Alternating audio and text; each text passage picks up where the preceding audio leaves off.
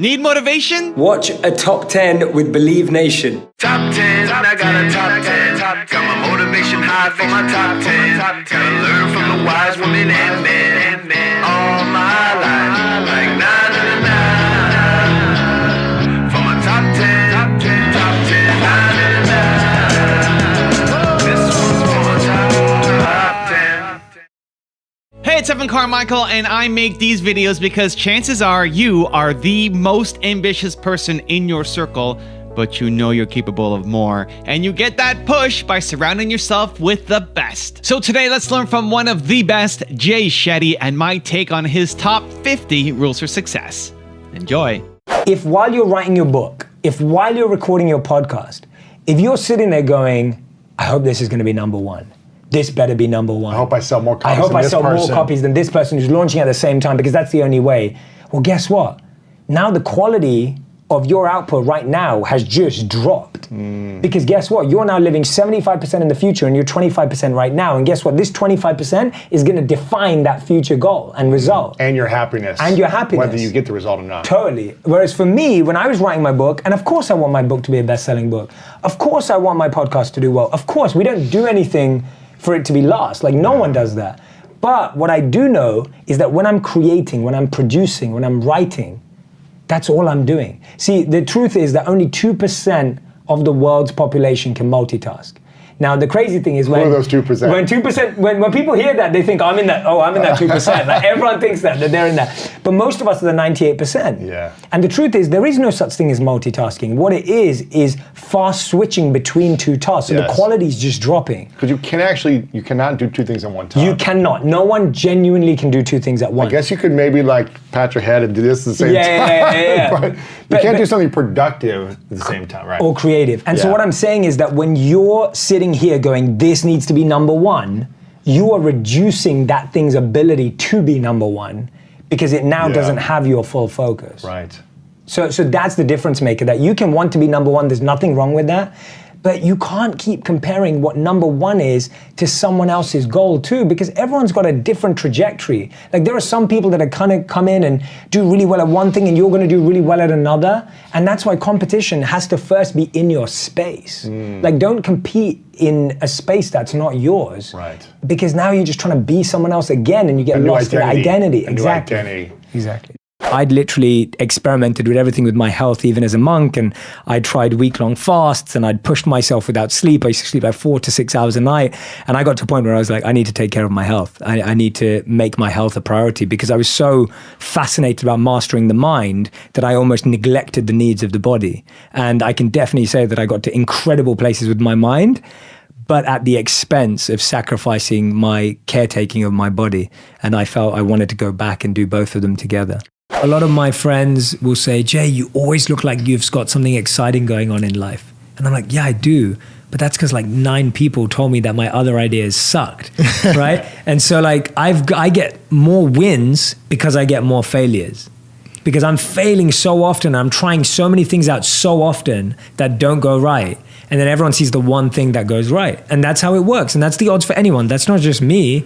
Anyone who's doing what they love every day is trying 100 different things, and most of them are not working.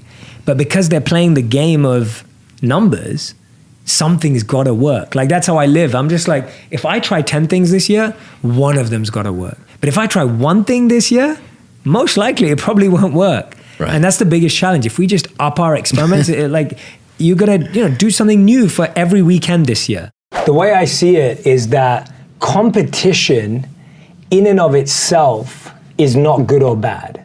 And this is like the monk mindset on 99% of things, that this mug is not good or bad. It can be filled with water or it could be filled with poison. Yes. And so competition, I'll give you an example. As monks, our competition is in how much love and respect we show to each other. That's your competition? Like, that's what you compete on. Or how long can we meditate for? No. I can meditate longer than you. So if any monk is sitting, and I did this plenty of times. Really? If I sat there and I thought, oh yeah, look at him, he's scratching his back. He got out like that. Your meditation just got destroyed. All the value. And so monks will never ask how long you meditate. They focus on how deep you meditate. And someone who meditates deep doesn't go on about how deep it was. Right. But you compete for showing respect. You compete for serving each other. You compete for how well you can collaborate. And I feel like you live this. Yes. Like yes. I feel like you have No, this. I didn't used to do that. Yeah. But in the last 7 you do years, that now. yeah, Like you think like a monk. Like I feel like we're always trying to find a way where we can be better friends to each other and support each other. Yeah. And so you're competing on that. And that's a positive competition that I think you can have. So you can still use, and this is the beautiful thing about the monk mindset, you can use any thing in a positive way. Hey everyone, I have been reading a bit from my friend's book, Evan Carmichael, Built to Serve, and I wanted to share this with you. So, according to a study by Carnegie Mellon University, people with supportive spouses are more likely to give themselves the chance to succeed. They studied 163 married couples and found that people with supportive spouses were more likely to take on potentially rewarding challenges.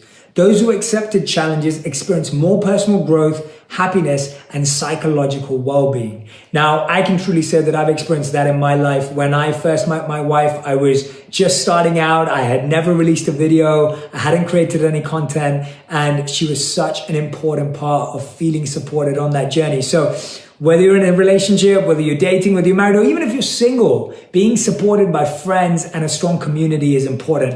Built to Serve by Evan Carmichael. Great book on how you can find your purpose and also on reminding us that we can all make a difference in the world. Thanks, Evan. Everyone you love and respect and look up to, that's been their path. And I think that's what's given me so much. That's what's liberated me from it. Like Steve Jobs is one of my biggest role models in certain areas of his life.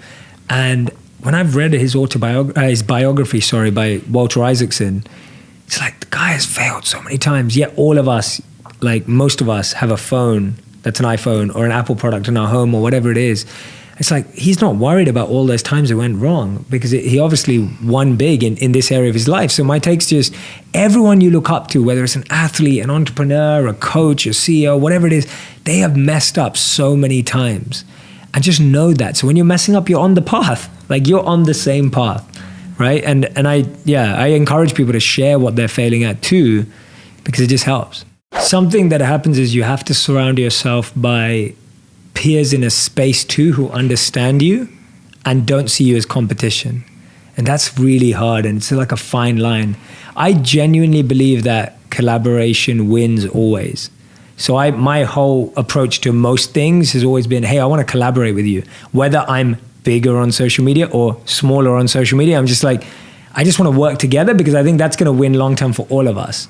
Both, not just in terms of success and numbers, but more in terms of, I want to be friends with you. And so I reach out regularly to people that I admire in different ways. And I reach out to them and say, hey, I'd love to get to know you. I'd love to learn from you. I'd love to connect. I'd love to be a friend. Like, not I'd love for you to teach me how you do this.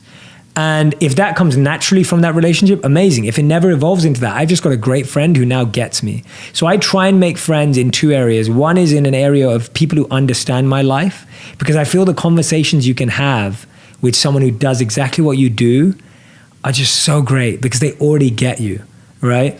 And someone that I had on my podcast lately, her name's Lily Singh, Superwoman. She's become a recent friend. She's been incredibly and is incredibly successful on social media. She's using her platform for doing amazing good in the world. And she was someone I reached out to because I was just like, hey, like you've been doing all of this for a while. You started on YouTube a lot longer than I did. And I would just love to connect from you and hear from you. And she's become an incredible friend. And we've just been sharing ideas and learning together. And it's like that relationship's awesome.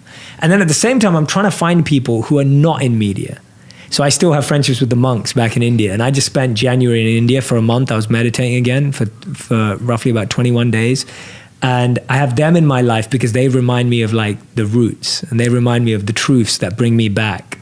So I kind of like both. I love people who totally get my space. And usually those are people I reach out to. And then I love having my roots down. So most of my inner circle now is from people I've reached out to.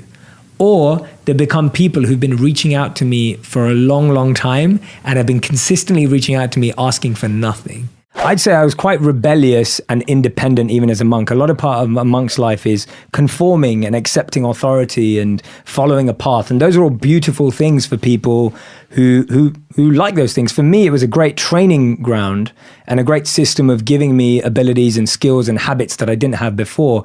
But then I really felt a deep calling in my heart to want to share this in a specific way. So I kind of feel dragged to do what I do now because it's so deeply in me to want to make things relevant, non-sectarian, universal, and accepting of all truths and paths. It's just there, and I can't ignore it. And I got to a point in my monk life where I just felt I can't ignore this desire to want to go and spread this wisdom and insight in a way, independently, in a way that I feel will work and help people, you know, from an impact point of view. And so that was a big part of it. The challenge is that we think things come with emotions. Feelings. We think things come with feelings and emotions. And guess what? They don't. So if you chase money... Well, they might for a moment, right? Or they won't? I don't think they even do. It's a false sense It's of such feeling. a false sense of feeling. I don't, maybe for a moment, but it's so short-lived that it's not even worth counting almost. So it's like when you think that I'm chasing money, guess what? You will get money. Yep. And that's great. Money is really important. And money is a really important resource. But guess what? Money's not now gonna fill that gap, that void, that feeling, that emotion that you're missing in your life. What are most people missing? We're missing a deep sense of love. I think the biggest need in the world, as we've heard many times before from all the ancient texts, they summarize it like this: to love and be loved. Like that is the need of humanity, to love and be loved. And when we don't experience that, we then start looking for status. We then start looking for money. Then we then start looking for recognition. To help us give the feeling of false sense of love. Correct. And the challenge is because most of us didn't experience that from our parents. And this is the key thing. What we crave in life is what we did or didn't get from our parents. Mm-hmm. What our parents did give us is what we continue to crave, or what they didn't give us is what we continue to crave. Mm-hmm. So you'll find that most people's love languages that they chase are things that their parents didn't give them. So if their parents didn't give them time, they now crave everyone's time. If their parents didn't give them gifts, they crave gifts. If their parents didn't give them acts of service, they're craving those acts of service. So it's because of our childhood. And if we don't learn to process all of that experience, which most people never get the time to do, and I empathize with that because I've had to go through that. I've seen me repeating my parents' patterns. What was the thing you were craving?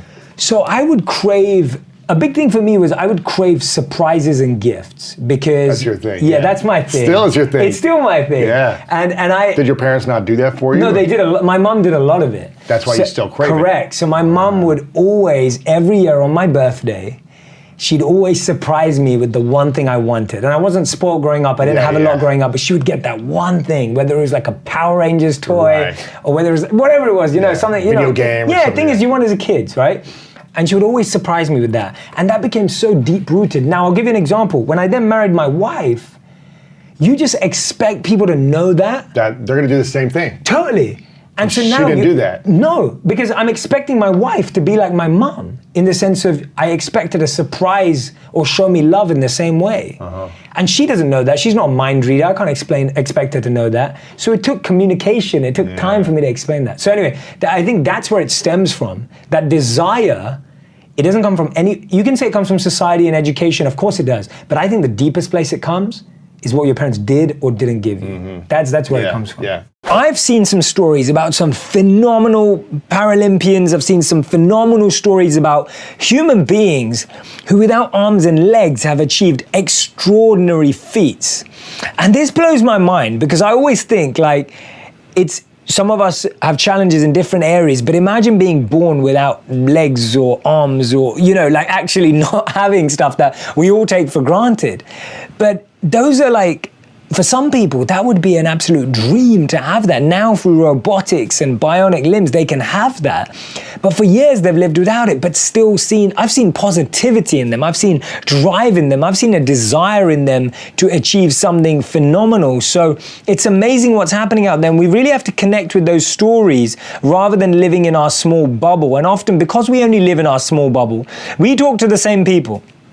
Right, one of the biggest challenges with envy is that we talk to the same people and they talk to each other. So our group is so small that we only hear the same stuff and we kind of start living as if that bubble of life is real. A young boy once asked his teacher, "What's the difference between I like you and I love you. The teacher beautifully answered, well, it's like a flower. If you like a flower, you pluck it. But if you love a flower, you water it and nurture it daily and watch it grow. There is such a thin line between like and love. And because of it, we make so many mistakes in our relationships. When we want something in the moment, we take it and don't think any further. We do whatever we want to get that feeling of pleasure, not realizing that we're neither satisfied by that pleasure and nor will that thing last. When we pluck a flower, not only will that flower die, but we can't experience it for any longer than that moment. When you water it and take care of it daily, you can experience it forever. We've been wired towards an instant gratification, instant pleasure mindset. All of the adverts that we see, whether they're online or offline, are geared to driving us towards making instant decisions for instant promises of pleasure. The catch is, not only does that instant pleasure not satisfy us, the feeling doesn't last. We're so used to seeing all the straplines and headlines on the internet. Learn this language in 5 minutes. Get the ideal body in 10 minutes a day. Become a millionaire in 12 months. Now all of these sound brilliant, right?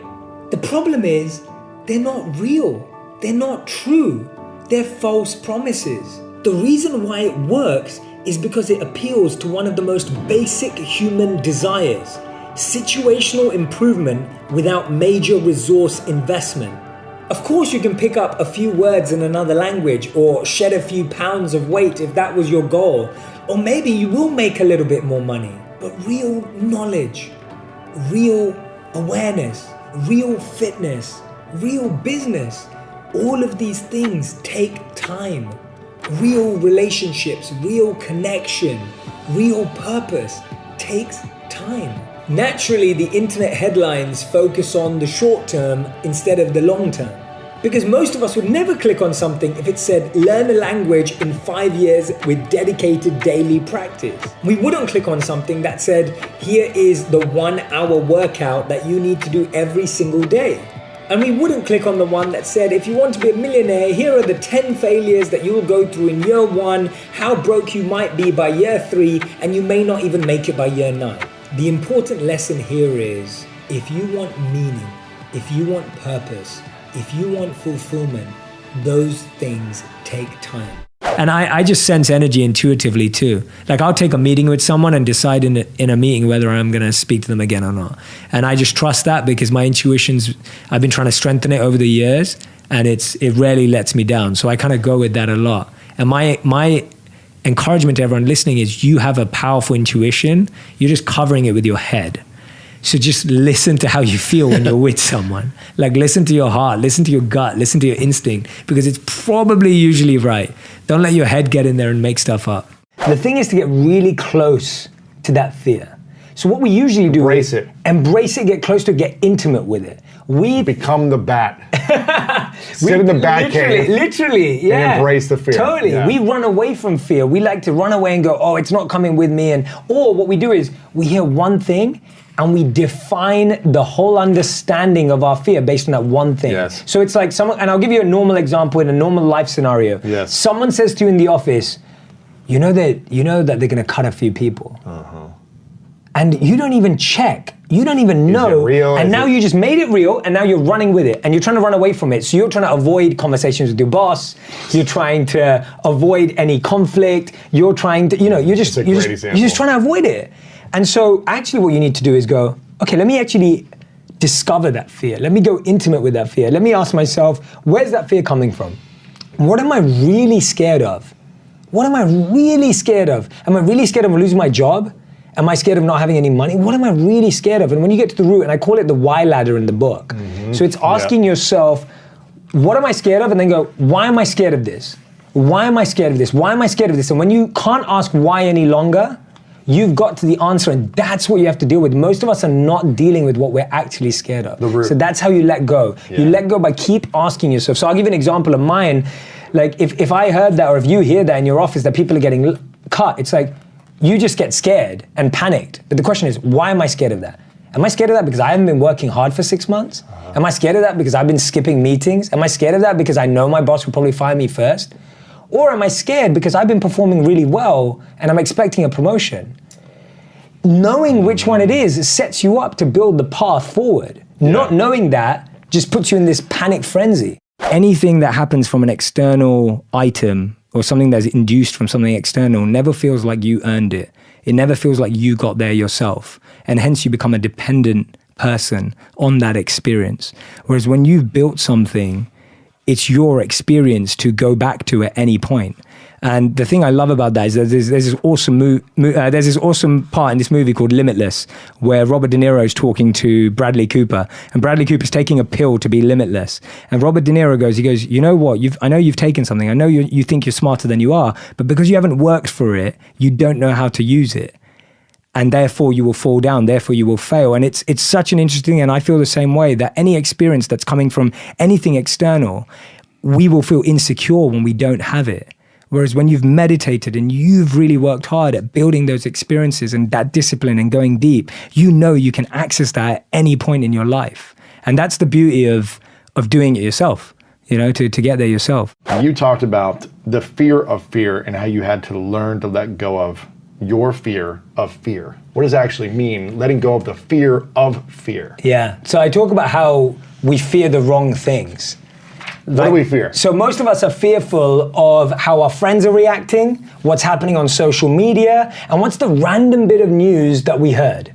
None of it is fact-based. That's one of the biggest issues that we have. Worry-based. It's worry-based, and it's also imagination-based. So we become fiction writers. We've all watched too many movies. Now we start writing these beautiful movies in our head. Well, not beautiful, scary movies in our head of what may happen. So our imagination, and Seneca said it best, we suffer twice. One in reality and one in imagination, right? We suffer twice.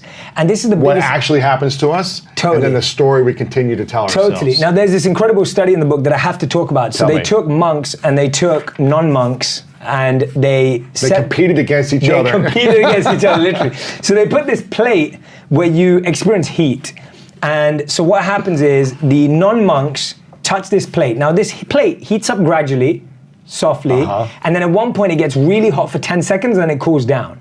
And so what happened is that when the non-monks touched it, the anxiety and pressure and stress in their brain just triggered straight away, even though it wasn't that hot. It wasn't hot. It was heating, but it wasn't hot to do anything major to you.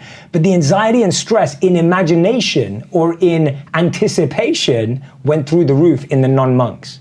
Now this is what's fascinating. When the monks touched it, they showed that it didn't feel anything as it rose, but as it got to its highest, they felt physical pain, but they showed no trigger of emotional pain because they did not assign any emotional element to that pain. So my point with that is, you can look at the news right now and you can get scared straight away and get in complete freeze mode, feeling stuck, paralyzed, whatever it is, because what you're now doing is you're creating a story of what's going to happen.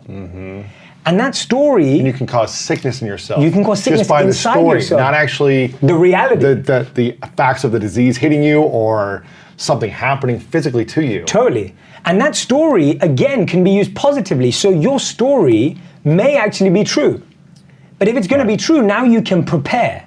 And that shifts you away from being scared because now you're preparing. Yes. And so the real You can be confident because you prepared. Exactly. And so we should be shifting our fear energy into preparation energy. Because what fear does is it keeps you locked there, right? We just feel stuck.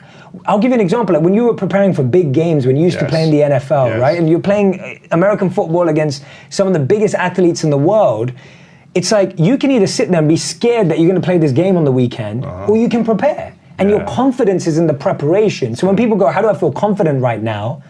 Are you preparing? Are you putting the reps? Are you putting the reps? Yeah. Are you building your immunity? Are you taking your vitamins? Are you drinking lots of water? Are you drinking lots of water? Are you taking the steps that are needed to prepare for whatever's coming? You will feel more confident that way. Yeah. There are some times when I'm with a social media person who says something really useful for my roots. And there's sometimes when I'm with roots and they say something else. And there's a great story actually about when the Prime Minister of India, Modi, he visited Facebook and Mark Zuckerberg interviewed him at Facebook at the headquarters. And Mark Zuckerberg told a story. He said that when he was struggling with the direction of Facebook in 2009, he went up to his mentor to ask a question. Now, Mark Zuckerberg's mentor happened to be Steve Jobs. And so he went up to Steve Jobs and he said, Steve, I'm struggling with the direction of Facebook. What do I do? And at that time, Steve Jobs is Steve Jobs. He could have said anything and it would have made sense. But, he could have said, go and meet a venture capitalist. He could have said, go and meet an investor. He could have said, go and meet a tech company. He could have said, I'll tell you what to do. Instead, he said, I think you need to go to India and spend some time in an ashram, a monastery in India with monks. He goes, when you do that, you'll find the answer of what you want to do. And to me, that is exactly why the people that are most successful in this world are successful, because they surround themselves with people who have differing beliefs.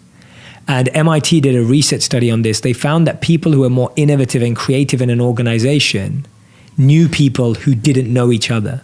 So when you know people who all know each other, you end up with the same answer, the same belief, and confirmation bias exists, and you just keep building that echo chamber. Whereas if you've got two people who don't agree and you get a checking system, then you can trust your gut and go with what you believe. So I think I try and move away from having people around me. And it's not just yes men or yes women. It's not just about that. It's about building a circle of people, like you said, that want different things for you and knowing what they want for you. So when I'm with my mom, all my mom cares about is my health, right? My mom does not care how successful I am, how many videos I have, how many people I help, even that. And my mom will get over that. She's like, how's your health? Like, are you taking care of yourself? Are you sleeping well? Are you eating well? Like, that's my mom. And it's like, if I go and I measure everything, most of that, that's wrong. But if I know that that's what my mom wants for me, that's beautiful. That's what I get from her. And she'll take care of that. And same, everyone plays a different role in your life. Don't expect everyone to play the role you want, and don't expect everyone to play the same role. Recognize that everyone's playing their role in your life and let them play it. That's what makes a good movie. If everyone played the same role in a movie, it would be boring. Very boring. Right? So the two extremes that most of us experience are either I have to think I'm the best, I'm the best in the world, I can crush anyone, like I'm like gonna show everyone what I'm like, or most of us experience the other extreme, which is I'm the worst. I'm the stupidest, I'm the dumbest, I'm the most worthless, I'm the biggest loser. Notice how that's both ego. Really?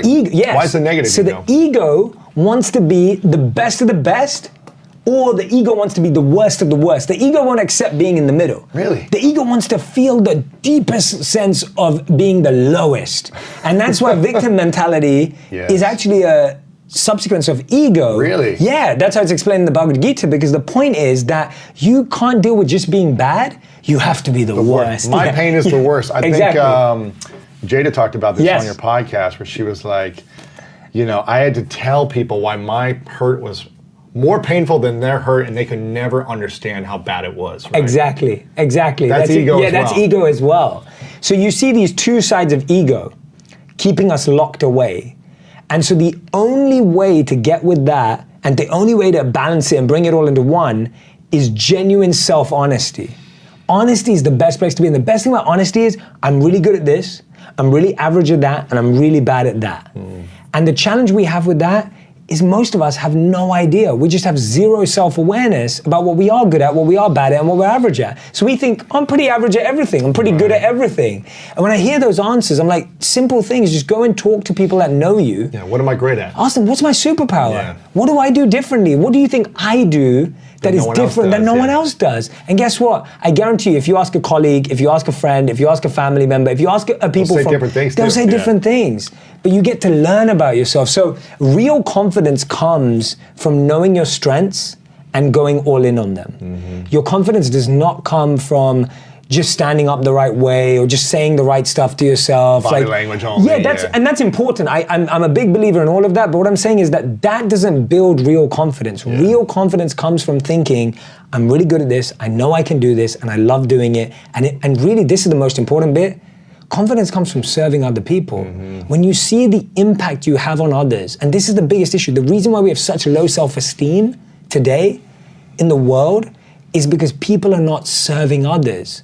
So they don't see the profound impact they have on others. When you put out a video or a podcast and people tag you on Instagram and they say, Lewis, you stopped me from depression, or you helped me out of a divorce.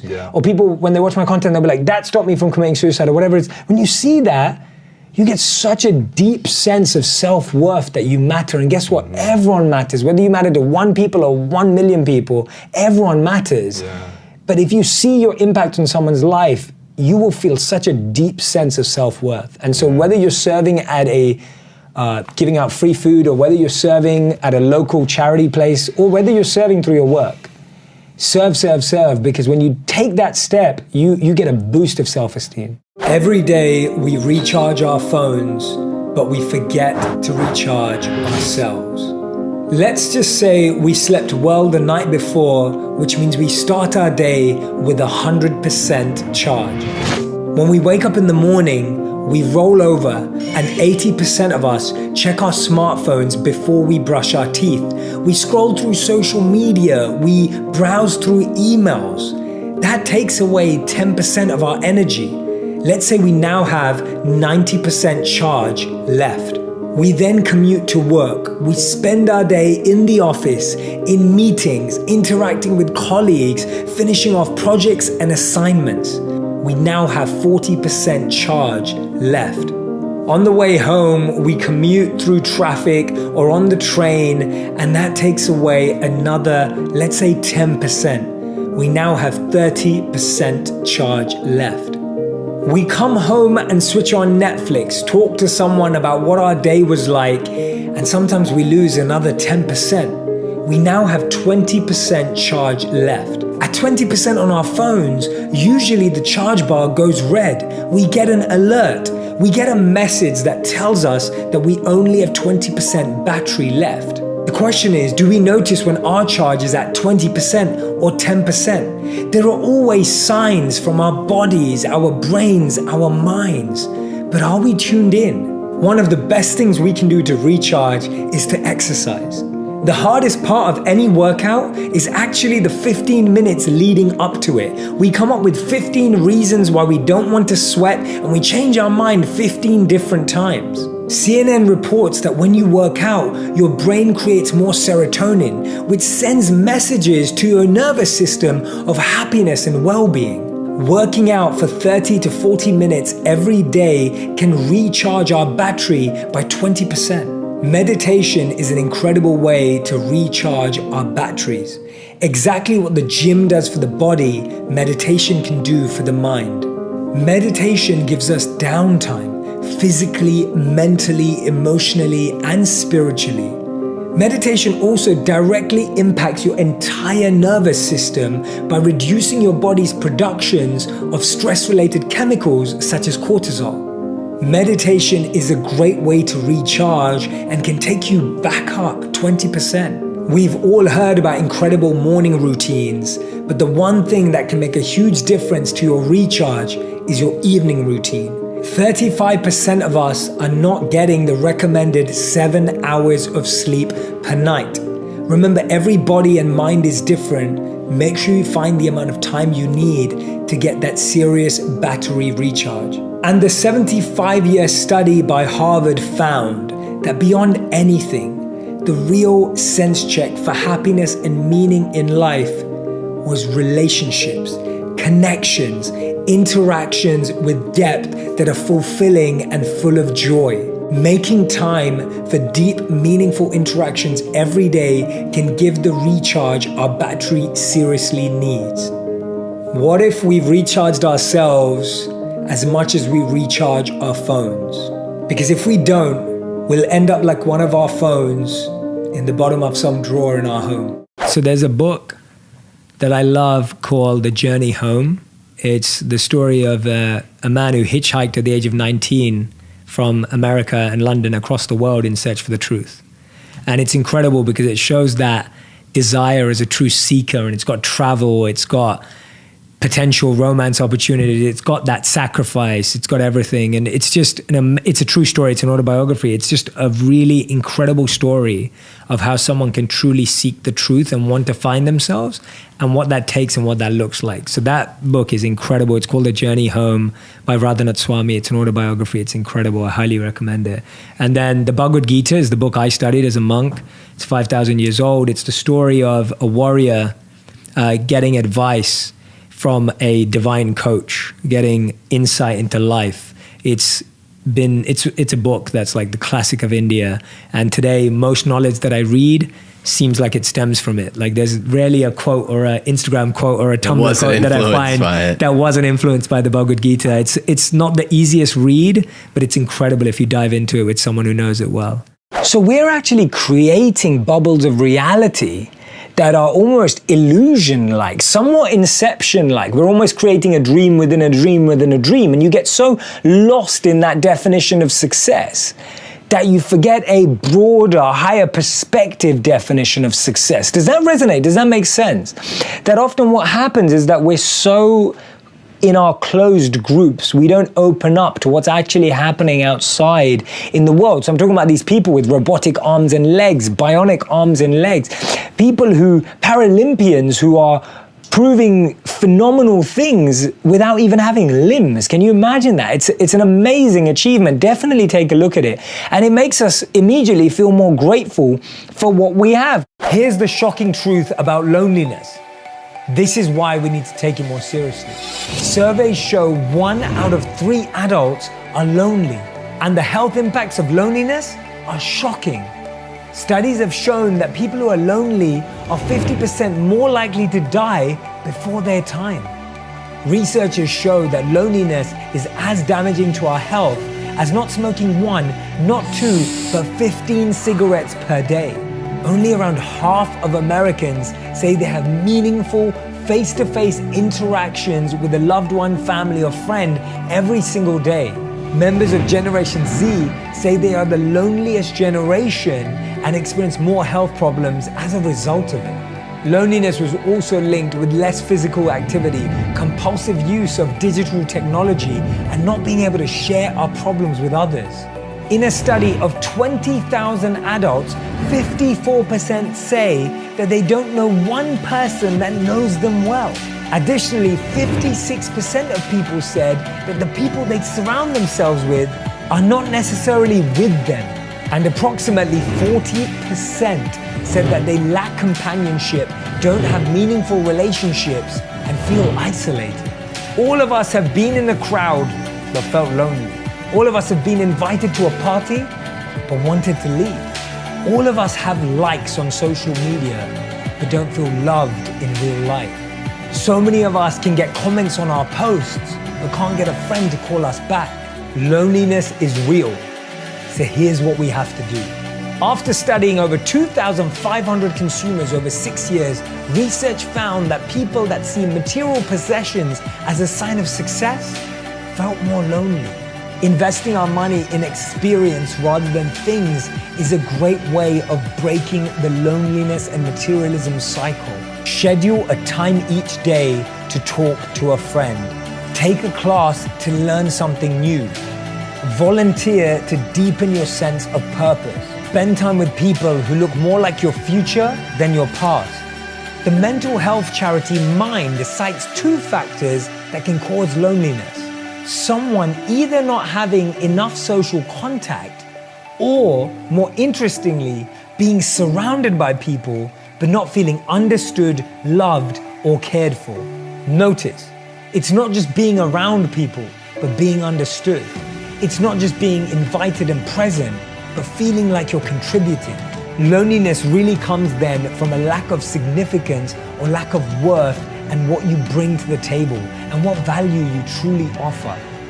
Lonely is not being alone. It's the feeling that no one loves you. So start by loving yourself. Start with compassion, right? Just start with compassion. One of the worst things we can do to ourselves is judge ourselves. When we use critical judgment on ourselves, when we start looking down on ourselves, when we feel that we're bad people for feeling this way, we're only pushing away our inner voice and making it feel more quiet. We do that to ourselves all the time. When you judge yourself and you think, oh, I'm such a bad person for feeling like this, immediately you're stopping yourself from growth. Whenever you feel any thought in the mind, remember envy, jealousy, greed, anger. These aren't you, right? They are all figments, they are all aspects, they're all facets or behaviors of our mind. You're separate from your mind, right? Just as we're separate from these bodies, you're separate from your mind. You're pure consciousness, right? You like knowledge, you like wisdom, you like having other people achieve stuff. You like seeing success because we have that purity that's in there. But our mind is kind of like a shadow that overcasts all of that, and then we start believing we're our mind. When we start believing we're our mind, we start believing that we're bad, that we're greedy, that we're envious. The truth is we aren't. We aren't egotistic. We've just let that shadow become such a big part of our reality that we've adopted that as our personality. We've adopted that to how we feel. So how does someone find purpose in chaos when they can't even get out of the thinking because they're just trying to survive? Yeah. So, beautiful question. My biggest answer is, first of all, I empathize with anyone who's been in that situation, I can't ever say I've been in that situation in the same way, but I've experienced similar things. You've seen feeling in your life. Yeah, in my own way. And I've seen my mum go through stuff like that. I know that my mum worked really hard to raise me and my sister while working, you know, while running around. And I've seen my mum be that incredible powerhouse of a person. And the main thing I would say is, what you can do right now is find meaning in what you do. Make what you do meaningful, passionate, and purposeful. You don't need to suddenly look to become an entrepreneur or start a side hustle or find some more time. Find meaning. And the way you find meaning, as you genuinely stop, press pause for a second, and go, what am I living for? Like, what am I living for right now? And if you're living for your child, and if you're living to provide and put food on the table, that is a beautiful thing that we should celebrate more. And sometimes it takes us a moment to stop and celebrate that. And so I would say find meaning, because you can't always find happiness, you can't always find positivity, but you can always find meaning in that position. So I'll give an example. Like, I lost someone really important to me, a mentor, a few days back. I can't be positive about that. You can't be happy about that. Yeah, it's hurtful. You feel sad, you feel lost, but guess what? I can find meaning in it. Because I can make a list of every lesson he taught me and make a plan to try and live every one of those lessons. Wow, that's beautiful. And so if you're in a really tough situation right now, don't look for positivity. Don't look for happiness. Look for meaning. The word dharma means a lot of things, and it's always hard to translate ancient Sanskrit words into modern day English, but the closest two definitions are your true nature and your eternal purpose. So it's almost like this is something that's already existing.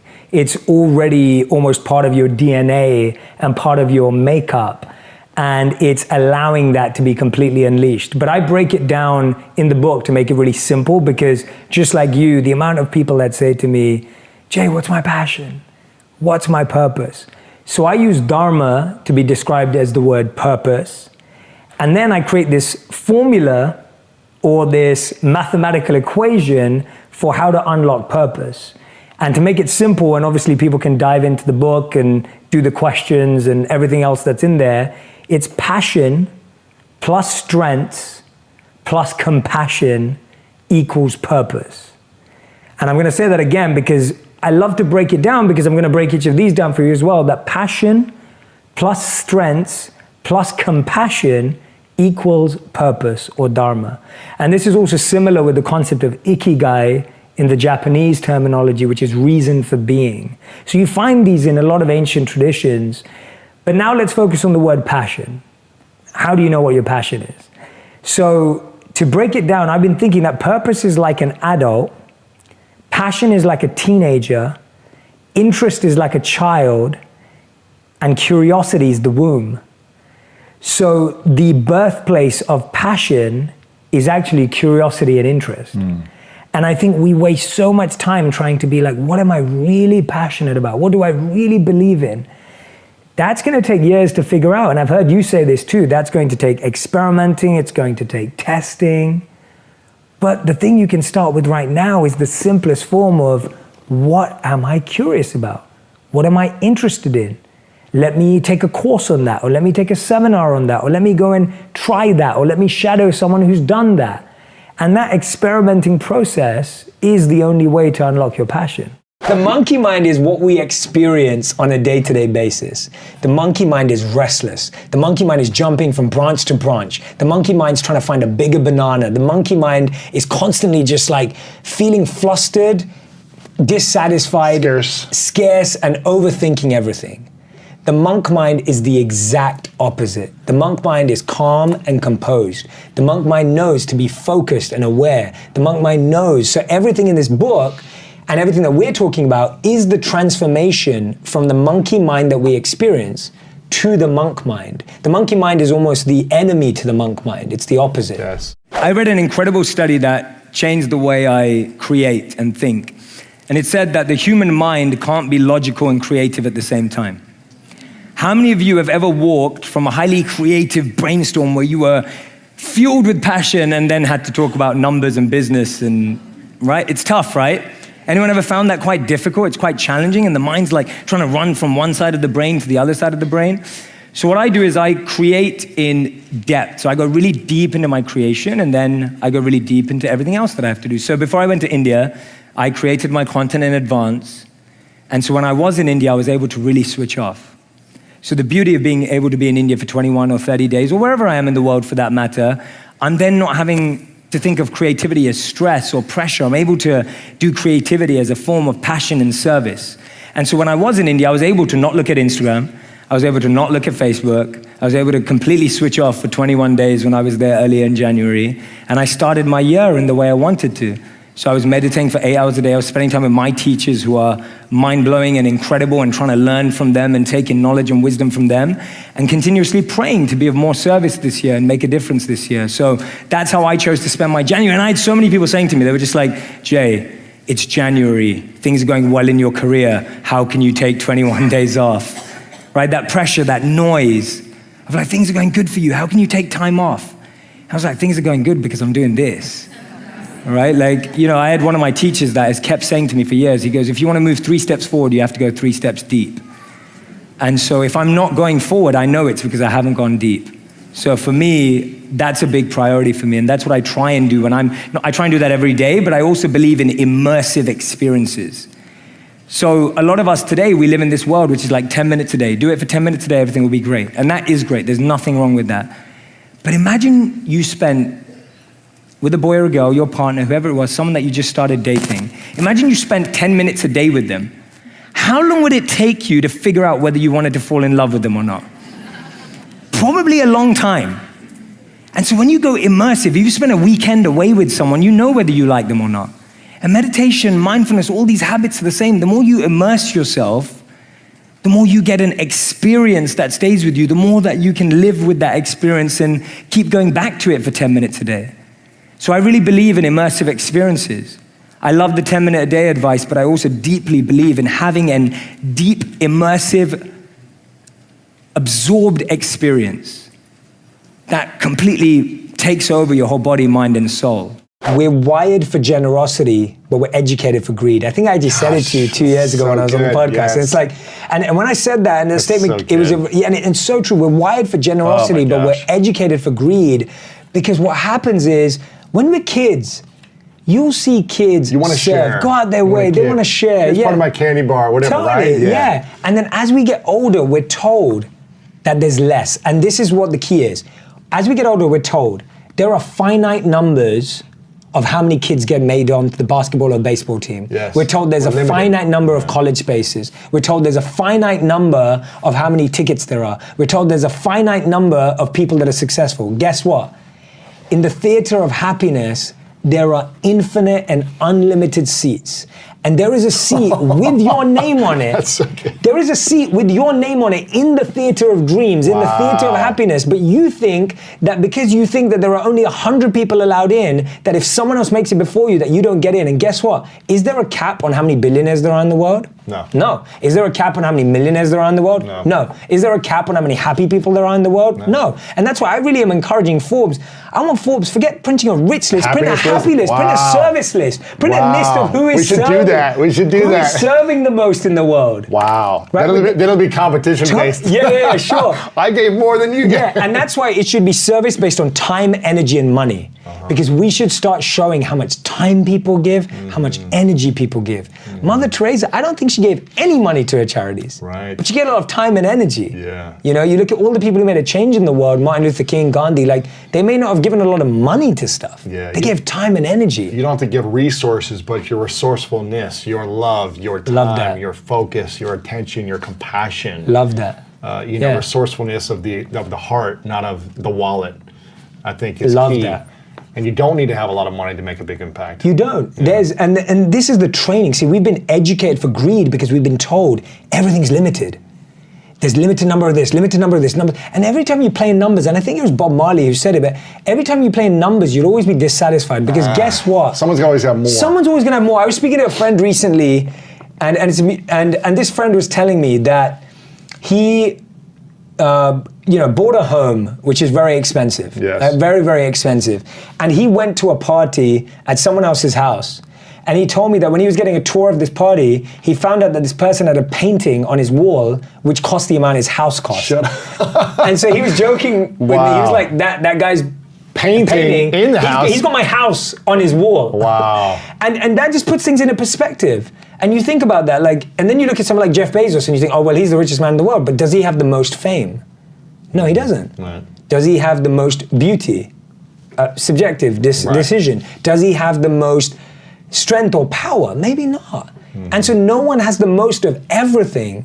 So when you measure yourself by numbers, you'll always be second, third, fourth, fifth in something. For me, breathwork's really important because I really feel that we experience one of two things. We're either experiencing our mind ahead of our body. So everyone's had that experience where their mind's racing and the body's like, ugh, I'm just tired, put me back in bed. Or we experience the other extreme, which is the mind's feeling really tired and the body's having to rush around. So the mind's like, oh, give me a break. But the body's like, no, but I need to do this and this. And so for me, breathwork really realigns my mind and my body in the morning and brings it back together. Because when I wake up, I can be really creative sometimes. Be like, oh my God, I've got a million ideas of videos I want to make. And I'm like, no, look, just calm down. The body's not ready yet. You know, or you wake up and if you do, which I really avoid now, but if you do look at your phone first thing, got all these messages coming in, your mind has to go from 0 to 100 miles per hour in 2 seconds, literally like the fastest car in the world. And the body's just like, oh, look, just give me a break. I just woke up. And so for me, Vipassana and breathwork just allows me to align my body and mind. So that's why I do it. I want to know, how close to encapsulating the notion of thinking like a monk can you get? Like if you were to give somebody just a nutshell notion of what that means, what would you say? I'd say it means to live a life in alignment. And what that means is that you live a life where what you think, what you say, and what you do are aligned with your truest self. And what I mean by your truest self is the self that was not given to you by your parents or by your education or by media or movies, or not the self that you've created to function in the world. So I think if you strip away all of those expectations, obligations, and opinions, what you're left with, if you live in alignment with that, then you're thinking like a monk. I take out 21 to 30 days every year to go and live back with the monks where I used to live in India. So I lived as a monk for 3 years. And every day I've made it a priority to continue my meditation practice, which is currently 2 hours a day. It's been that way for the last 13 years. It's been the bedrock and foundation of my life. So to that very big question that Vishen asked me, my first piece of advice would be finding your daily rituals, finding your daily habits, finding your practices that act as the foundation, because we're living in such busy, hectic, crazy times. How many of you know that you have a schedule and still half of the things don't happen on that schedule? Right? Anyone ever been in that position? Or how many of you go through that process where you start watching something really educational on YouTube and then 2 videos later you're watching something about Justin Bieber's mum, right? And it's like, and then you're like, how did I get there? Like, how did that happen? And you end up getting lost in this world. And so whether it's in a small way of getting lost through the content, rabbit hole, or whether it's getting lost by getting distracted from what's really meaningful to you, for me, refining my intentions on a daily basis is one of my favorite habits. I am such a huge fan of visualization. Go on, tell us. I like that as well because it's vivid. Go on. The first time I started hearing about visualization was when I realized that David Beckham visualized free kicks before he took them. Lewis Hamilton visualized the racetrack before he races. He visualizes it, does he? He visualizes himself driving the car on that racetrack because he knows what the track looks like, obviously. So he's visualizing how he's taking that bend, how he's taking each part of the car, etc. And same with Beckham taking free kicks. And when I started thinking about it, I thought, oh wow, that's pretty cool. And that was the first time I'd come across it. And for me, it wasn't visualization as a meditation then. I just thought, this is cool. Here are some cool people doing it. And then I started to do it before I go on stage when I'm speaking at an event. I'll visualize myself walking onto stage. I'll visualize myself saying the first thing. So whenever I'm doing something that's pressureful or anything that I feel stressed towards, I visualize myself doing it the way I want to first, which almost reduces the experience when you actually go out there. Because you've lived that life once. The next time you walk out there, you've taken away the stress and the anxiety. Even if it wasn't a performance thing or a high level thing, such as Lewis Hamilton, would you recommend it? Say you have to have a conversation with someone. Totally. If you've got to have a conversation with someone that's really challenging, observe and visualize yourself saying what you need to say, visualize yourself in their seat, listening to you, and then visualize yourself as an observer too. The first thing I want you to believe is whenever you feel an emotion that you don't like about yourself, whether it's greed, anger, envy, ego, whatever it may be, first thing I want you to recognize is that it's like having a bad friend in your room that's really close to you. It's a friend who's going through some troubles, right? That's what it is. It's not you. It's like having someone else in the room who's having those experiences. And with that person, one of the things you want to do is start with compassion. If your friend was envious of someone else, you'd feel compassionate for them. You'd feel bad for them. You want to help them, right? Empathetic, not just sympathetic, but empathetic. Empathy and compassion is actionable, right? It's not just feeling bad for someone, it's actionable, it's wanting to do something. Negative self-judgment is the worst thing you can do. I do feel that it's my responsibility to get my intentions right. And so one of my biggest visualizations that I do in the morning is I believe that good intentions in our life are seeds and bad intentions are weeds. And so seeds and weeds system. Seeds and weeds. Good, and every single day, why he's getting the followers. He's going to get the likes with the seeds and weeds. That's very Snoop. It's very Snoop. Yeah. Yeah. So Okay. different seeds and different weeds. Different seeds. Yeah, absolutely. Absolutely. Yeah. I like that. Yeah. Thanks, mate. Go on. Yeah. So I was saying, so what I do is I reflect on my intentions visually every day. And I think about how many deals am I taking just because they make me money? Or how many videos am I making just because they get me views? Or how much stuff am I doing just for the vanity or just for the fame or success or what I think is going to be good for me, like financially, economically, like how the default mind is set up to think about security as opposed to love and compassion and wanting to change the world and wanting to make a different place. And I'm constantly battling with the two. So what I'll do every day is I'll reflect on my intentions. I'll reflect on the deals I've just signed. I'll reflect on things I'm being offered. And I'll literally look at each offer, deal, whatever it is, each item of thought. And I'll say, is that a seed or a weed? And if it's a weed, I'll pluck it out. I'll literally visualize myself plucking it out of the garden of my mind and pulling it out and taking it out. And if it's a seed, then I'll water it. And I'll say, okay, I want that to grow because I am doing that for the right intention. When you can be trusted with the small things and the small moments, you get trusted with more and more and more. And so like, it helps to just, in that moment, and it's in those painful moments that you realize how powerful you are. We all know that. Like you really recognize it. And what you said was beautiful about not rushing through the pain because, and you know, this example's probably been shared before, but if you have a wound and you've cut yourself, it's like, you can't rush the healing. You can't rush it. If you broke your arm, I mean, and you've been through so many bodily injuries, you can't rush the process. It's going to take 6 weeks minimum to heal a broken bone. Yeah, minimum. And you've got to sit through that. It's painful. There's no injections you can take. There's no videos you can watch. There's nothing you can listen to. But our challenge is we try and rush through the pain rather than reflect through the pain. We try to rush the healing process. Rush the healing, and you can't rush healing. And healing is meant to be slow because it buys you time. It buys you reflection. It gives you so much space. To slow down. And that's what your body's calling out for. And this is our emergency. Like, how many times have you heard it where you slow down, and that's when you fall ill? Because guess what? Your body has been trying to tell you to slow down. Yeah. When you feel pain, so I write about it and think like a monk, pain makes you pay attention. Yeah. That's what pain's for. Pain's Notice this. Notice this. Look at me. Notice me. Look at me. It's like a crying baby craving for attention. When a baby's crying, you don't just go, it's crying. You don't just go, oh yeah, we'll just put it in another room and forget about it, right? Like you go to it and you find its needs. Whereas without pain, when something's painful, we're just like, oh yeah, I'll just forget about it. I'll escape from it. I'll do something else. Yeah. You have to go into that pain. I'll numb the pain. I'll numb the pain. With That's alcohol or whatever. Yeah.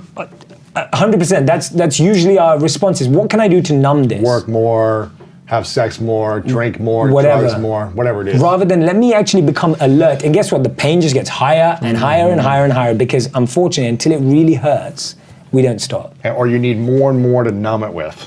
So true. A lot of people find their passion through pain. They find it through pain that they went through, pain of someone that they loved and lost, pain of someone who went through a physical ailment in their life or something that they went through. And then that becomes their passion. That they've seen the worst horrific type of pain and they never want to see it again. And that becomes what illuminates their passion to them. And so compassion is another way, and actually sometimes a simpler way, because we all know what pain we don't want to feel again, and we all know what pain we don't want someone else to feel again. How many of you spend a lot of your days multitasking? Okay, good.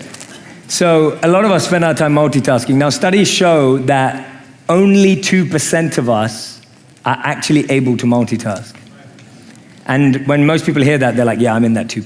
That's me, right? I'm in that 2%. You're probably not, I'm not, because it's only 2% of the global population of the world. Multitasking is a myth. And I find that as spiritual activists, as conscious change makers, as change agents of the world, whatever you want to call yourself, all of us, one of the biggest mistakes we've seen, and this was the quote that I shared and a thought from Martin Luther King that I've really held close to me, is he said, those who love peace need to learn to organize themselves as well as those who love war, right? Those who love peace need to learn to organize themselves as well as those who love war, i.e., people who are trying to build destruction in the world and distractions in the world are highly organized, highly focused, highly data-oriented, highly strategic, highly process-driven. And so we have to be the same. And when you spend time with Vision, or you spend time with the Mind Valley team, you realize their success is intuitive, it is deep, it is full of love, but it is also highly strategic, it is also highly focused, and therefore it's effective. And so for me, my plea to all of you and to myself is whatever we're gonna do, let's get really strategic about it. Let's bring sincerity and strategy together.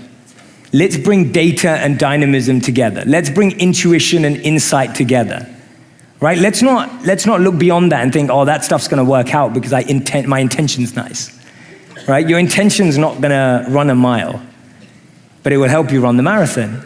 But it's not gonna run that mile that you need to do right now. And so for me, intention and action, intention and attention, both of them are required.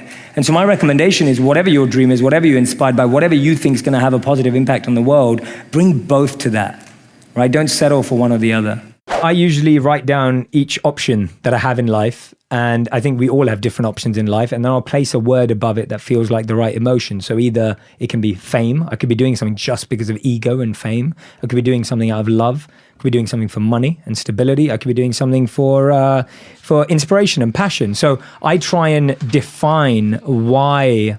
It's defining that why, that intention behind it. Like, why would I take that extra flight off to Singapore? Oh, because I'm going to make X amount of money, right? Like, and literally when you look at your life like that, yeah, there you go. And then I'd be like, okay, that's a weed. Now, can I transform it into a seed? Is there a way for me to make it more intentional, purposeful, and conscious? If I can, that's amazing. I'll do that. But if I can't, I need to stop taking things like that into my life. And now I understand, for anyone listening, there are times in our life where money has to be the motivator because we need security, we need stability. But when you do it intentionally, at least then you don't expect that thing to bring you the greatest happiness because you know what purpose it's serving in your life.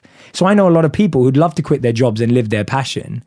But I'm like, no, but you know why, if you know why you're doing the job you're doing, you won't expect it to make you happy. You'll know what it serves, right? What role it serves in your life. in shamanism, we have this viewpoint that spirituality is not separate from life. It means that someone who's spiritual, even if they don't meditate or work with crystals or do any of these things, it means they're willing to evolve. I want to know what your thought is about that. Yeah, I completely agree. I think that's beautiful and completely aligns with me. I don't think, see, we look at everything about, oh, what can I learn?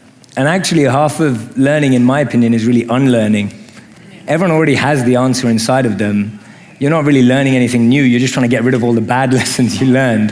And everyone has that. So it's not so much about like, oh, is this person going from here to here? It's not really that. It's like, is someone going from here to here? And for me, one of the ways I've always thought about is you can't take the world further than where you visited internally.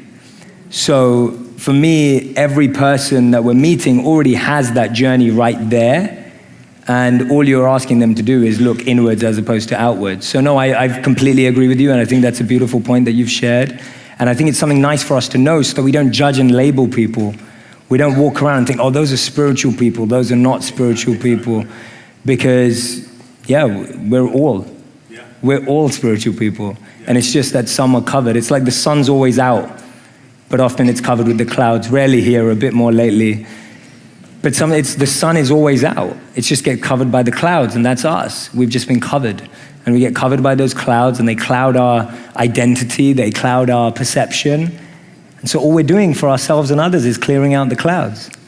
And the more we do that for ourselves, the more we can do it for others, and the more we do it for others, the more we do it for ourselves.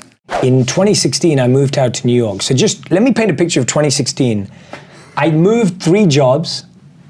I got married. Wow. I moved country, and I just started a whole new life. Like my life just transformed. So we went through all of that with my wife in 1 year. And by the way, all of that was surprises. The job change was surprises. Yeah. The country change was a surprise. The marriage was not a surprise. We planned that. Right. But apart from everything else, everything was a surprise. Now I said I like surprises, so I can roll with it.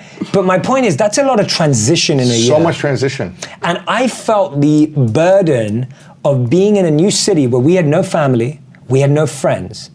And my wife, who loves being around her family, and no one understands just how close she is to them, I felt this burden on me that I had taken away her time with her family, and now she was alone. So I was going out to work, and she'd be crying at home. And I was thinking, she's got no friends, she's got no support. And I know you can relate to this with moving and relationships and so much going on. And so it's like, I'm dealing with that, and guess what? 6 months later, I have to leave and move on and work on a new career to build everything myself. And then I'm 4 months away from being broke. And so on top of all of this, I've now got 4 months away from being broke. I've got enough money saved for 4 months to pay for rent and groceries, and that's it. In New York City, and that's it. And guess what? Even on top of that, I've got 30 days before my visa runs out and I'm kicked out of the country. So I can't even live here anymore. So not only have I just got married, moved job 3 times, changed career again, had to move into an apartment, 4 months of being broke, and I might get kicked out in 30 days, and my renewal for my visa costs $15,000. Oh. So that's gonna eat into those 4 months. I have probably never been under that much emotional, physical, and mental pressure in my life. Like genuinely, I felt it. And I felt my body change. My breath was more stressed. I would be breathing faster, shorter breaths, not deep breaths, heart beating faster, not working out. You get into lazy habits, you start craving junk food. Sugar to get energy. I'm living in a 500 square foot apartment with my wife, which is tiny, like everything's in that space. And guess what? We both work from home. So I'm now sitting at a desk, hunched over, trying to figure stuff out. She's trying to cook in the same room. Like I'm trying to, just trying to figure out what to do. And I remember the next morning, sending like 100 emails to people and just being like, this is who I am, this is what I can do, how can we serve? And that was the same year that I ended up meeting you later in that year. And the beginning 3 months of that journey were so stressful. Like they were so stressful because I was like, what if I have to move back to London? What am I gonna say to her parents? I mean, I just took their daughter away. Like, just got married. I've lived in New York City for 6 months and my life's falling apart. Like, you know, so much. And I've got all these views, but there's nothing happening. And we met. But you also, I mean, at this time, you're also growing so much. How are you able to create and reach this impact with your videos as that's growing while you're under so much stress and uncertainty. And I stopped a bit at that time. Like things slowed down hard. Like things slowed down. I remember that. I wasn't creating as much as I was because I don't enjoy creating from stress or pressure. And I don't think you can really create something from stress and pressure. So we really slowed down at that time. And when I was creating from a place of recognizing that I could share what I had learned and what I had grown in so far. So anything I was sharing was like, this is what I've learned so far. So that was the biggest pain that I've been through in the last 7 years, for sure. And all I can say is that I remember coming home to my wife knowing that this was gonna be the truth. And I came home and I said to her, I guarantee you, this is gonna be the best thing that ever happened to us. What, the pain? The pain. I said that to her the night I came home, and then she vouched for that. I literally came home, I looked her in the eyes and go, this is the scenario. And I just want you to know that I guarantee to you, this is the best thing that's ever gonna happen to us. And I said to her, and this is a monk statement that we used to repeat, I said to her, I'm just not gonna judge the moment. Don't judge the moment, because what we do is we try to label moments as good or bad. And when you label a moment as bad, it now does not have the opportunity to become good. I'll give an example. If I go, I don't like this book's bad, right? And I love this book. But if I say that, guess what? I will never pick it up and recognize the value that's inside of it, because you've labeled it. Yes. And we label stuff like that restaurant's bad. But when you label a moment, person's bad. That person's bad. Now you can't learn from that person. Oh, a great one. That's a really good one. As soon as you start labeling people or anything as good or bad, you limit it. You stop it from being something else. And here's the truth. Every moment can evolve into being anything if you give it the opportunity to. Right. But as soon as you say it's got no value anymore, you lose it. And so for me, I had to say to myself, don't judge the moment. And I'd keep repeating that to myself. Don't judge where you're at. Don't judge what's happening. Yeah, don't judge it as negative. Don't just start saying it's negative. Because guess what? We've all been in positions where a gift turned into a curse and a curse turned into a gift. That's true. Right? We've also where our been dreams came true and it ended up not being what we wanted. Exactly. And it fell apart and it led us into our dreams. Totally. Why is it that so many people that win the lottery go broke? Yeah. Gifts can turn into curses too. True. But because we label them as the best moment in our life or the worst moment in our life. Whereas when you approach things to neutrality and just what you have on the table, you can be like, okay, what am I going to do next? The way to live your life in such a way that there's no cause for envy is that you've completely trained your mind to be under control of your intelligence and pure consciousness. You're actually able to guide it. Now, that will never be 100% foolproof plan, right? It will fall apart. And that's where the only way to do it is to be able to substitute or train the thoughts of the mind every time it goes off to feel envious. Hence, start with compassion, then lead with gratitude. When you become grateful for what you have, you won't become envious for other people's. I would put this quote out on social media for this session, that envy is the art of counting others' blessings and not your own. So when we're in that habit of gratitude, of counting our blessings, of focusing on what's really working for us, that is where we need to start. How have you related to deep spiritual learnings and at the same time being happy and content in the material world without going crazy? Interesting question. I think that's the point of spiritual training. So it's like when we're immature in our spiritual learning, we're just starting out. When you first learn everyone remember the first time they learned something? And they're like, I'm never talking to my family ever again, right? It's like, because you learn a little bit and you go, oh my God, I've been doing it all wrong. And now I can't talk to that person, I can't ever go to that event again. And you start making all these big decisions based on something small that you've learned. And so I think in the beginning of our lives, because to protect ourselves, which is a very normal desire and very good and very human, we think, okay, I need to take care of this, so now I'm going to shut out from all of this. But as we grow, we realize we can give more back. And so one of the ways I've always thought about it is, if you look at the ocean and you see someone drowning, you want to help them. But if you go in too soon and you're not strong enough, it's likely that you're going to get pulled in. And at that point, it's easier to shout out to a lifeguard who can come along, who's trained, who's disciplined, who's committed, who can go and make a difference. And so for me in my life, I'm always looking at, if I can't bring someone up, I'm not going to spend time with them if they're going to pull me down. And it's drawing that line for me. So if I've been ever scared about my spirituality, rather than putting them down and going, oh, I'm not spending time with them because I'm putting them down, if I can't lift them up, then I'm going to protect myself by not being dragged down. But if I can pull them up, if I can lift them up, then that's when I'm able to go into that space and make an impact and make a difference. And that line has really helped me not go crazy, because now I'm not doing it based on a judgment of them. I'm reflecting on my own abilities and flaws and the difference I can make. And I'm taking a stance. It's like someone asked me the other day, what is a complaint? And we were talking about litter. A complaint is you see a piece of trash on the floor and you go, oh, LA's so dirty. You've removed the agency that you can have an impact on that. A statement is, oh, LA's a bit dirty, there's trash on the floor, I'm gonna pick that up and throw it away, right? Taking that responsibility. So when we're irresponsible in our spiritual lives, we judge everyone and judge everything. And we mature, we start looking at through compassion, empathy, and connection, and recognize we were just there a few years ago. And that's the biggest anchor in my life, is recognizing that I was addicted to, and still am in different ways, things that I don't believe are good for me spiritually. And I was that guy, I was that kid, you know? And it's taken a journey, and someone had to believe in me. Someone had to invest in me. Someone had to reach their hand without being forced in and pull me out. And so that allows me to continue to operate in the world. I hope that answers your question. Anytime you have a negative thought, that's the mind. Right? Anytime you have a negative thought, you have a thought that's taking you away from a higher principle of collaboration, connection, humanity. Anytime you have a thought of harming someone else, anytime you have a thought of revenge, making someone else look bad, any of those things, you know, it's that inner voice that tells you it, right? That's how you know the difference. Really, when you walk 1,000 miles in someone else's shoes, you realize that you don't envy them, right? Robin Roberts, she had this great quote. She said that if we all chucked our problems into the middle of a room or whatever it is, we'd all grab ours back, right? When you really look at the struggle and challenges that people have been through, it doesn't seem so attractive. So how can we find a solution to being envied?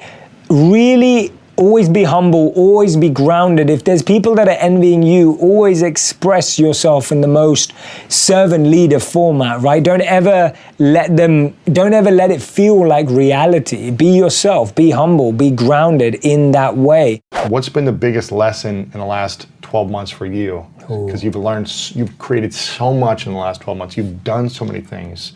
What's been the biggest lesson for you in your life? Oh, that's a big question. I think I'd have to say that and I was saying it to a friend on the phone this morning when I was on the way to you, and I was just sharing it with him because he was having a moment in recognizing this. There's a wonderful verse in the Manusmriti, which I talk about in Think Like a Monk. It's a monk book. And in the verse it says, when you protect your purpose protects you. Now, I want to unpack that. What I mean by that is, your purpose is like a rare jewel and a rare gemstone. And imagine you were walking around with the most expensive diamond or jewel in the world. How would you protect it? You want to just wave wear it out, yeah. Yeah, you want to just wear it on your chest. Like this. Like a baby. Holding it. Yeah. Putting a pillow around it, a blanket, you'd protect it. You'd protect it. And so your purpose is like that. And guess what? Wow. People are going to tell you every day that jewel is not worth anything. They're going to tell you that jewel is actually valueless. It doesn't have any impact on your life. They're going to try and take away that value. They're going to tell you that there's another jewel out there that you need to have more value. And what ends up happening is I love the word, look at the wording, protect your purpose. You have to protect it. So what happens is your success grows, you get more opportunities, more ideas, more things coming your way, temptations, but they can all take you away from your purpose. Yeah. Distractions. And to me, I'm repeating this for myself because I'm like, I just want to stick to what I was born to do. And I'm so grateful that I get to do it. I'm so happy I get to do it. And I want to keep protecting it. I don't want to get lost in the waves. You know, you don't want to just get chucked in the waves of the ocean and just get lost and just not know where you're going. So for me, when you protect your purpose protects you. Sometimes it's just what you're fascinated with right now. That's right. Because I think sometimes we make it too big and we're like, oh, well, what's my big purpose or what's my big service to the world? And it's like, well, what moves you right now? Like, what are you interested in right now? Mine was totally the opposite way. I grew up as a really shy kid. I'm right down the middle of introvert and extrovert too. And my parents forced me to go to public speaking and drama school when I was 14 years old. Oh my God. Because they were scared that I was too shy and I was too much of an introvert and I didn't know how to communicate. So my parents forced me to go from my school. It's an extracurricular activity. I went 3 times a week, 3 hours every week from ages 14 to 18. Wow. The practice, the exams, like we were examined on reading a paragraph from a book with tonality and being able to bring a story to life just through words and visuals. And then being able to, there was this thing called impromptu presentations where you got a subject 5 minutes before you had to go in and talk about it. Love that. And you'd be able to talk about it and you couldn't say anything that wasn't true. So you had to make sure that it was all factual and whatever you did research in those 5 to 10, 15 minutes was right. And I remember doing that and I get to the end of that and I was like, oh, well, I've got this skill now, but I don't know what to use it for because that's basically what I was like at 18. I was like, oh, so I've learned how to do public speaking. I'm now 4 years into my London Academy of Music, Drama and Arts and I've got, a gold medal in this. But I was like, what do I do with this? Because I had nothing to talk about. And then when I started studying philosophy from the Eastern perspective of the Vedas and the Bhagavad Gita, I was like, oh, this is what I was meant to learn it for. Wow. Like it almost like was I had a skill with no service. Sure. And I don't want, that's what I'm saying, that if you're listening to this right now and you have a skill with no service, don't worry. Or if you have a service with no skill, don't worry. That's right. Just go and find the missing piece of the jigsaw you just gave us. Yes. This 4-piece jigsaw you just gave us. Chances are you probably have one of them. Yeah. And then you can go and build the other 3. But don't worry about having all of them now. I think the 2 things that we're all working towards is a sense of peace and a sense of purpose. Peace is for yourself and purpose is for the world. And I think we all exist in both places. And I think where we go wrong is that we try to live life in an either or. And this was one of the most beautiful lessons that I learned as a monk, that life was about self and about service. There was no either or.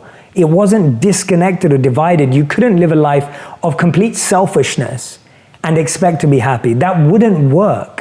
Even if you look at like hedonism, if you look at it as a philosophy of life, or hedonism, however it's pronounced here, but if you look at that as a philosophy of life, which is let's just accumulate, let's just hoard, and let's just celebrate on my own, we know people and stories about people who will not be satisfied that way, to just have.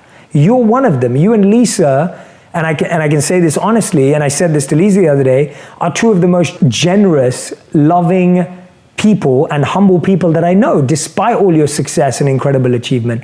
And that's what endears people to you. It's not what you have that endears people, or that may endear some people to you, but what keeps the right people around is that you both have these human qualities, because you want to serve, you want to help, you want to support and collaborate. And so for me, I feel like we either live, and then we leave the opposite. The other opposite life is, life is just about giving. It's just about service. It's just about helping. That's not sustainable either. And so to me, I've discovered through real monk wisdom that life is actually embracing polarities. It's actually about doing a dance and knowing which way to go at the right time. So I believe as much in strategy as I do in sincerity. And I believe in much as generosity as I do in generating value for myself. And I believe as much in giving as I do in growing. And I think as soon as you start to say, no, it's either or, you have to choose, I think that's where we start to lose a part of ourselves.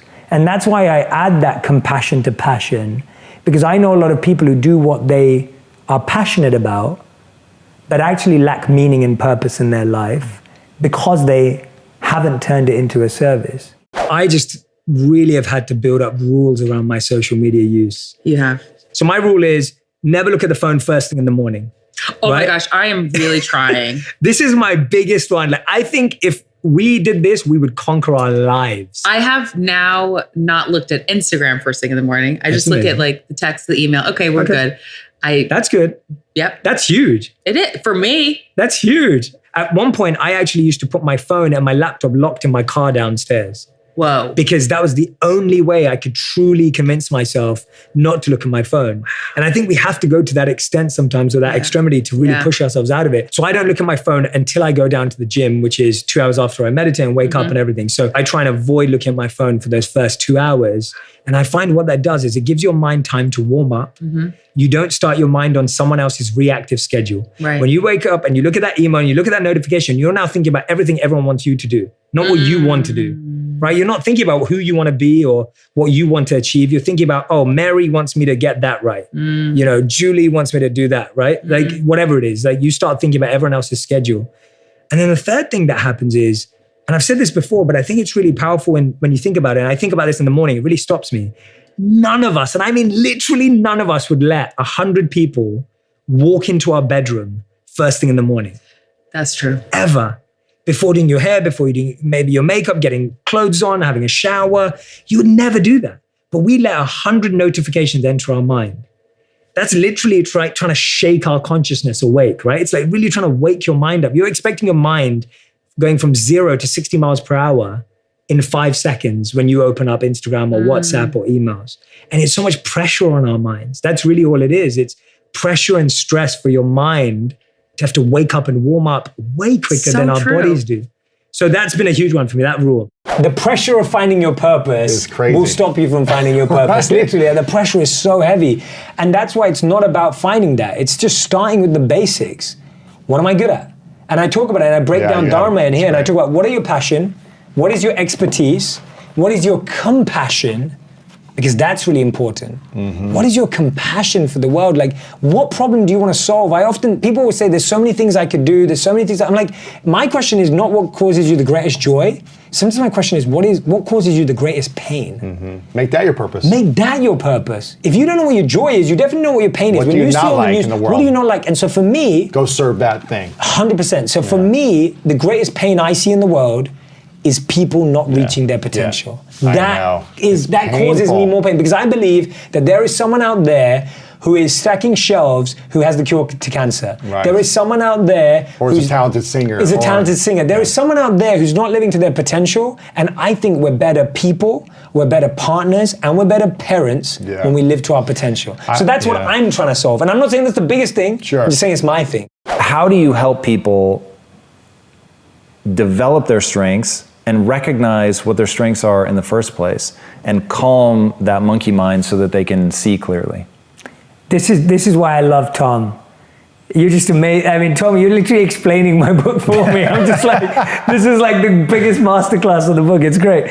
And you're spot on that the monkey mind is what we all experience every day. So the monkey mind is jumping from branch to branch. It doesn't want to focus on the root of the issue. It wants to find the next banana. It wants to find the next excuse. It wants to find the next instant gratification, right? That's the monkey mind. And so the monkey mind is never going to help you focus on your strengths. And the reason, going back to one of the earlier questions you asked, the reason why we struggle to find our passion is because the world has constantly pushed us away from our strengths. We've constantly been told to focus on your weaknesses. Oh, you've got 3 A's and a D, you should be working on that D. Let's get that up to an A, right? I remember in my school, they had this excruciating exercise where you'd be ranked 1 to 180 on every subject every year. Whoa. And they'd send the list home to your parents. So there were 180 students in my year group, and every subject, art, math, English, science, geography, history, you name it, you were ranked 1 to 180 in every subject based on your test results and scores. And that was like painful when my parents received that. And the crazy thing was, I would always outperform, always. In art, design, philosophy, and economics, and English, I was always in the top half, if not in the top quarter, if not in the top 5, right, of my whole year group. And stuff like science and geography and math, I was kind of like in the middle and towards the bottom end of my year. Now, granted, I went to a competitive school, so I was still okay at those things. But the interesting thing was that my parents and my friends' parents would never look at what you came 1 or 2 or 3 in. They'd be looking at the things you came 90, 100, and 110 in. And so we've all been programmed to say, oh, your strengths, they're fine. They're good the way they are. but why are you not performing at this? And so the one way to know your strengths is to ask yourself, what do you do that you feel the most confidence doing? And it could be something as simple as I'm great at organizing birthday parties. It could be. Like that may be your skill, right? That may be your strength. Or it may be something like I'm really good at putting on makeup. Or it could be that I have a great sense of fashion. It could be any of those things. And if you don't know it yet, you can also do an exercise where you sit down with a colleague, a family member, and a friend, because you need people from all areas of your life, and you ask them, what do you think I do that I excel in, that I stand out in? Or if you could trust me to do one thing in your life for you, what would that one thing be? And when you ask that to people in a reflective way, really asking for that presence, you might be surprised by what they say. And that's such a powerful question to ask, because someone may actually say something like to you, like, Jay, I think your greatest strength is just knowing what to say to me when I most need it. And you may think, well, that's not a strength you can do anything with, but it is. It is a strength that you can do a lot with if you are okay with accepting that. Of course, I want someone to say to me, oh, Jay, you're an athlete like Cristiano Ronaldo, and you could play football and get the Ballon d'Or and win all these trophies, but that's not my reality.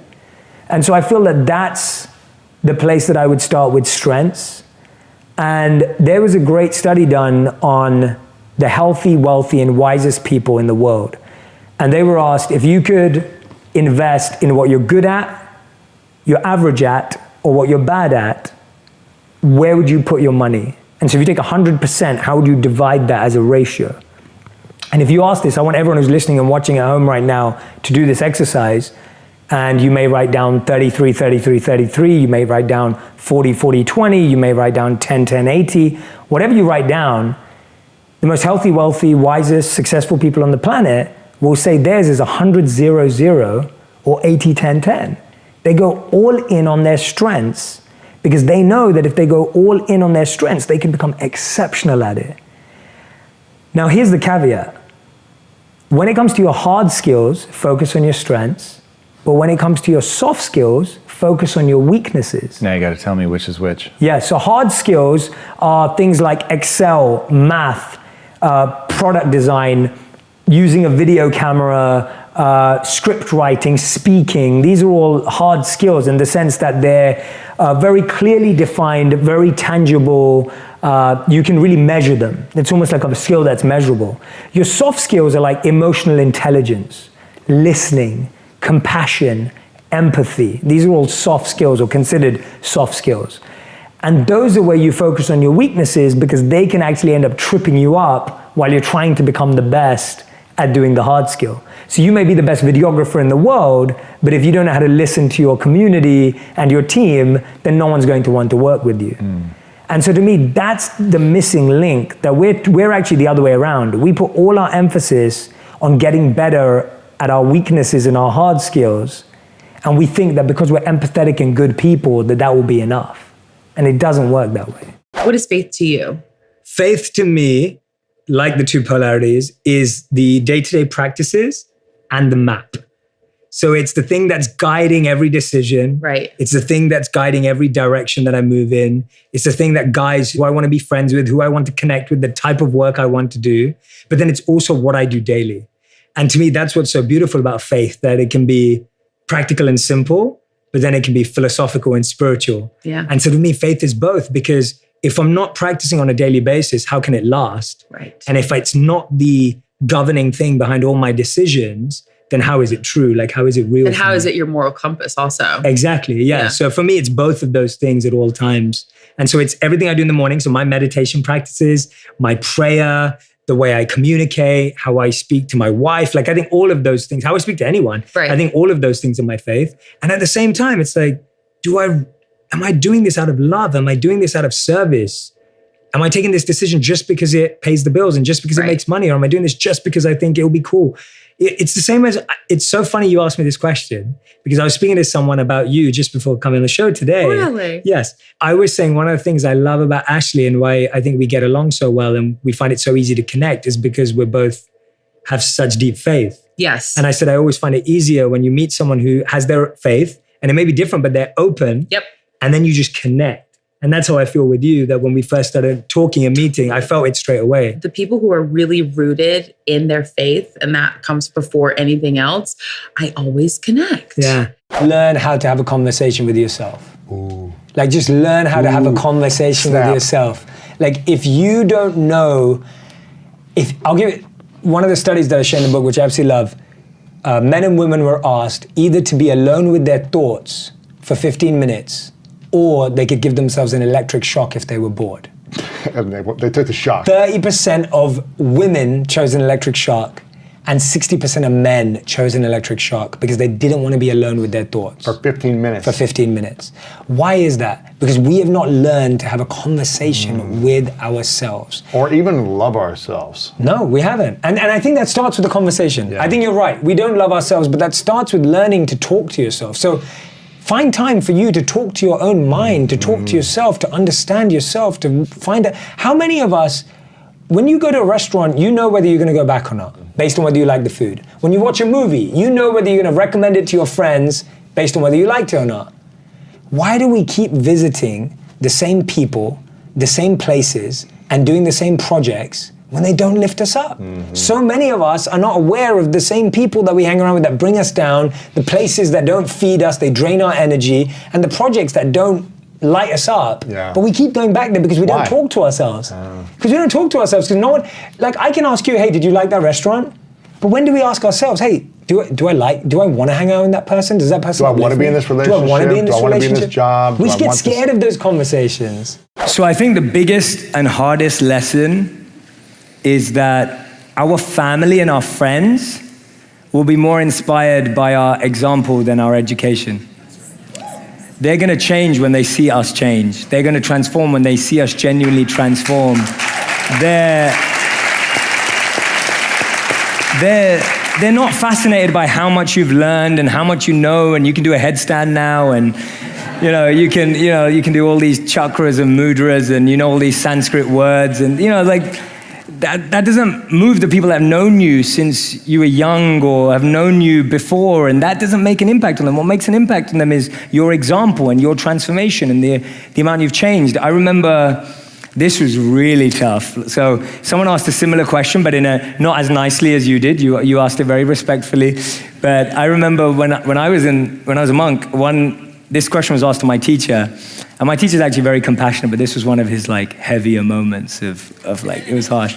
But he was asked by someone in the crowd, they said, I'm trying so hard to, get my family to become spiritual, and I'm doing everything and they don't listen to me, and I'm trying really hard and it's not working, and I'm doing this and I'm doing that, I'm doing this and I'm teaching them this and I'm taking them this and nothing's happening. And my teacher said to them, and they were a student of his, and my teacher said to them, he said, tolerate them as I'm tolerating you. And I was and so he actually said, and he's super sweet. My teacher's 70 years old. He's been a monk for 40 years. He's amazing. He's one of the sweetest people in the world. And he said that, and I was like, whoa. I was like, you just got served. It was one of those moments. And he's in robes and he says it really peacefully and everything. But the lesson I got from that is that someone's done that for us. Someone's been patiently waiting for me to transform, for me to grow, whether it's a mentor, a guide, a guru, a teacher, or whatever it is. There's someone in our life, in any transformation, who's also waiting for us. So part of it is patience. Patience is a huge thing. You're never going to change someone or make them do something. And half the time, you just have to get out of the way. The part with patience that works is introduce them to who they're inspired by. Don't try and be their inspiration, right? And I often say that to even in parenting situations, when parents introduce their kids to people they're inspired by, that will help the kids more than telling the kids to do the right thing. And I've seen that happen so often when you look at sports as well. Even if your father was the best actor or best sports player in the world, or your mother was the best tennis player or performer or whatever it is, you're never impressed by your parents. We're rarely impressed by our family when we're younger. We get gratitude later on, but in our early days, we don't have that. But we need to meet people. So if you can introduce your family to people they're inspired by, that's going to make a huge difference. And the final one, like I said at the start, was just your example, seeing you really change, seeing your behavior change, your language change, your communication change. That's going to give them the greatest confidence that, you know, what she's doing is right. It works, right? The proof's in the pudding. The proof's in seeing you actually make that change. Now I've got a special bonus clip that I think you're gonna enjoy, but before that, it's time for the question of the day. I wanna know, what was your single biggest takeaway from this video, and what is your plan of action for the next week? The science says that when you just watch a video, you get motivated, you get inspired, you have a 35% chance of actually doing something and following through. That, Believe Nation, is not enough. 35% is not enough. We gotta do something. But when you get inspired by watching a video like this, and then you create a plan of action, your chances of following through jump to 91%. And when you commit publicly, like putting your comment down below with your plan, it jumps to 95%. That's what I want for you. I want you to take action. Your dreams are too important. Your life matters. Your mission has to happen. So, question of the day, your biggest takeaway from this video and your plan of action for the next week, put it down in the comments below, and I'm gonna celebrate alongside with you. And so what I do every day is I'll look at the plethora of options that I have available, all of the things, whether it's deals, ideas, thoughts, projects, offers, whatever it is, and on top of all of them, I'll write down why I would do that. And if the reason is often ego, pride, envy, competition, jealousy, and sometimes it's compassion, love, joy, passion, purpose, meaning, fulfillment. And so what I like to do is I like to refine my intentions, which I class as seeds and weeds every day. So I want to plant more seeds in the garden of my life. Seeds are things that are like compassion, love, purpose, fulfillment, meaning, joy, service. And weeds are when we do things out of ego, envy, competition. And so every day, I'm plucking out the weeds out of my life, and I'm trying to plant more seeds. How many of you want to be gardeners with me? Yeah? And I do that every day because it's so easy for me to confuse the weeds as seeds. It's so often that I've let ego grow so strong inside of me, and it took me forever to notice that was a weed. So I have to do it every day. So that's one of my biggest pieces of advice. I do it every single day. It's made a huge difference in making sure I make the right choices, the right decisions with people, places, and projects that I'm involved in. And when you refine that intention, and it gets purer and purer and purer, not that we're ever fully pure, but it gets purer and purer and purer, you'll just see magic happen around you. If you want another amazing video highlighting excellence in the Indian community, check it out right there next to me. I think you'll enjoy it. Continue to believe, and I'll see you there.